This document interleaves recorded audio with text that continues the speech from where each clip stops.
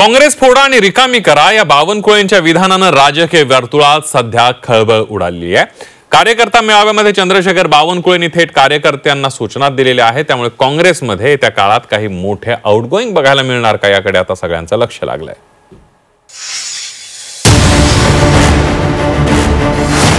शिवसेना राष्ट्रवादी नंतर काँग्रेसमध्ये फूट पडणार।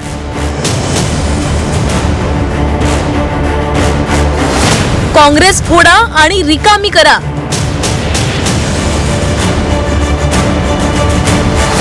बावनकुळेंच्या कानमंत्रानं खळबळ। गेल्या 2 वर्षात शिवसेना आणि राष्ट्रवादीमध्ये फूट पडल्यानंतर संपूर्ण राजकारण ढवळून निघालं होतं। आता पुन्हा एकदा राज्यात पक्षफुटीचं वारं वाहणार असल्याची चर्चा आहे आणि याला कारण ठरलंय भाजपचे प्रदेशाध्यक्ष आणि राज्याचे महसूल मंत्री चंद्रशेखर बावनकुळेंनी केलेलं विधान।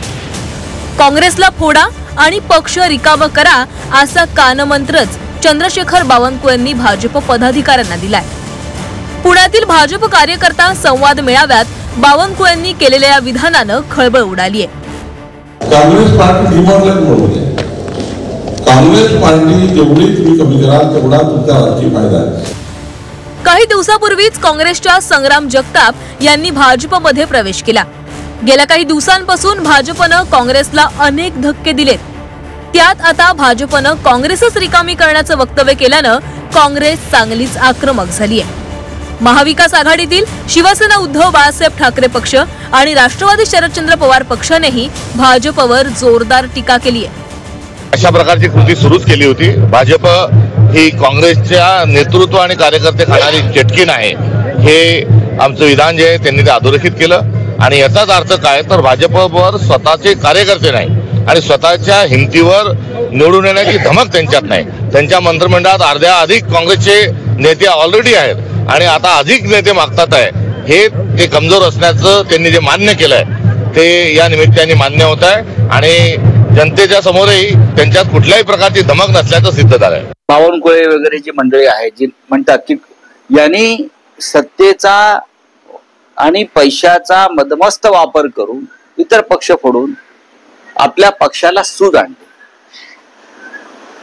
आजचा भारतीय जनता पक्ष हा ओरिजिनल भारतीय जनता पक्ष, त्यांना थोडीशी जरी लाज वाटली असती तरी त्यांनी विधान केलं। आजचा भारतीय जनता पक्ष महाराष्ट्रातला हा 70% हा उपऱ्यांचा पक्ष आहे। एका सशक्त लोकशाहीमध्ये प्रत्येकाला कुठे जायचा हक्क आहे, पण दुर्दैव आहे की ज्या पद्धतीने मग एजन्सीज असतील, ईडी असेल, CBI असेल, अनेक 100 गोष्टी ज्या पद्धतीने महाराष्ट्रात आणि देशात हे राजकारण चाललंय खूप दुर्दैवी आहे आणि ह्याला लोकशाही म्हणत नाही, याला दडपशाही म्हणतात। तर दुसऱ्याचं घर फोडून स्वतःचं घर चालत नाही असा सल्ला रासपच्या महादेव जानकरांनी भाजपला दिलाय। ज्याची ताकद आहे, ज्याची हिंमत आहे, ज्याला पटत असेल त्याने ते पक्षात यावं। दुसऱ्याचं फोडून ज्याच दिवस आपलं घर चांगलं होत नाही, आपलंच घर मजबूत करण्याचा प्रयत्न करावा, एवढंच मी त्यांना सांगितलं। शिवसेना आणि राष्ट्रवादीनेही बावनकुळेंच्या विधानाला पाठिंबा दिलाय। विधानसभा निवडणुकीच्या निकालानंतर विरोधी पक्षांमधील नेते मंडळींमध्ये अस्वस्थता निर्माण झाल्याचा टोला प्रताप सरनाईकांनी लगावलाय। झपाट्याने होणाऱ्या फेरबदलामध्ये यावेळेला महाराष्ट्रामध्ये विधानसभेच्या निवडणुकीचे मिळालेले अत्यंत महत्त्वपूर्ण निकाल हे महाराष्ट्रातल्या या सगळ्या घडामोडी करण्याच्या दृष्टिकोनातून पूरक आहेत। खाली करा असं ते त्यांचं जे वक्तव्य आहे ते कुठेतरी ऑडिओ क्लिप काहीतरी आणि ती पुसटशी आहे, ती ऐकायला पण योग्य प्रकारे येत नाही। म्हणजे आता सगळ्या पक्षामध्ये काँग्रेस असू द्या किंवा उभाटाचे काही जे पक्ष आहेत किंवा शेकाप आहे, हे हळूहळू खाली होतच चाललेले आहेत। गेल्या काही दिवसात अनेक नेते आणि कार्यकर्त्यांनी काँग्रेसचा हात सोडून हातामध्ये कमळ घेतलं। त्यामुळे पक्षगळतीमुळेच आधीच टेन्शन मध्ये असणारी काँग्रेस आणखीनच टेन्शन मध्ये येणार आहे।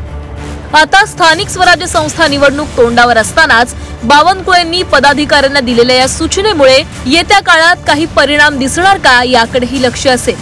ब्युरो रिपोर्ट, झी 24 तास।